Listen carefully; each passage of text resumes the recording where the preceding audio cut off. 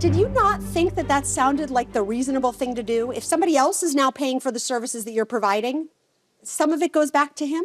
In my mind, no, Your Honor. And in fact, I wanted further clarification. That's why I reached back out to IHSS. All right, well, without them here, you can't tell us that.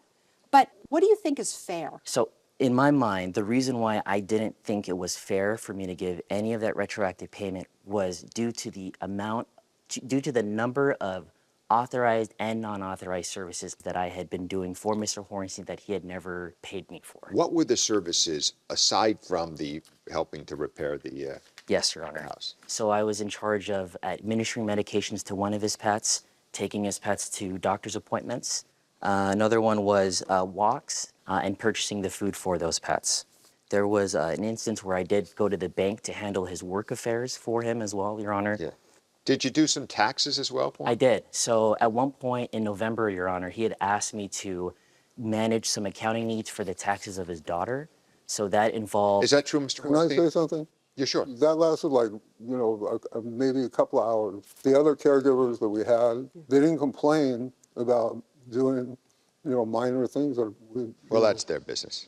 You are asking for payment of hours that you worked that you claim the plaintiff did not approve for the program. Correct, Your Honor. What were the dates worked? So it'd be the last pay period, Your Honor. It was from January 16th to the end of the month, Your Honor. That had been rejected by Mr. Hornstein. Why didn't you approve his hours that he worked? It wouldn't be coming out of your pocket. I'm sorry? In my opinion, I had already paid him for January. Okay. Which he was claiming against for his time card. But I have an email from him where he said, going forward, Okay. and this was sometime in January before he took off. Okay. I want, $10 an hour in addition to what they were paying him. So if I can make Yes. a comment to that, the reason why I had proposed additional pay in a proposed payment structure was because at that time I had realized that I was performing all these additional services that I should be paid for. What day did you have the conversation asking for more money?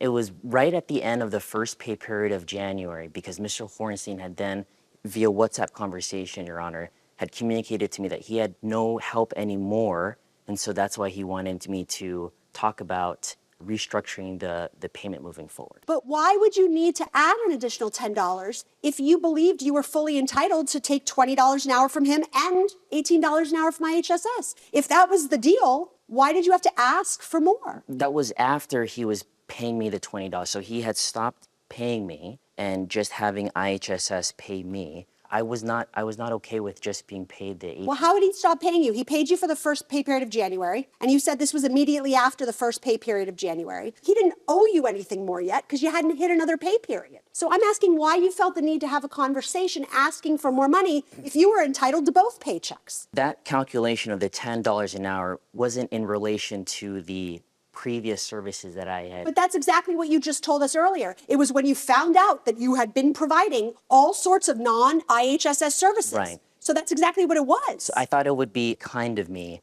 to not quantify and just do a very little amount from Steve for all of the services I had now found out IHSS was not paying me for. Okay, I'm good. All right, thank you both. The parties are excused while we deliberate in this matter. We have deliberated and reached a verdict. It was unanimous in part, but not in whole. The one thing we felt you both agreed on was that the purpose of the IHSS application was to alleviate the burden on Mr. Hornstein.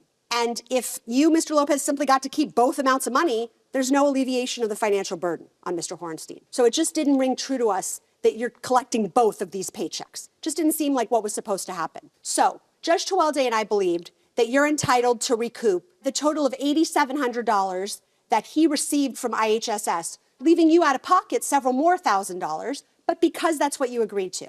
Had it been up to Judge Menser, he believed you were entitled to something, but less than that amount. But since majority rules in this court, the verdict on the claim would be up to $8,700. Mr. Lopez, we were all three unanimous in believing that you're entitled to the $1,500 for that pay period. So the $8,700 is offset by the $1,500.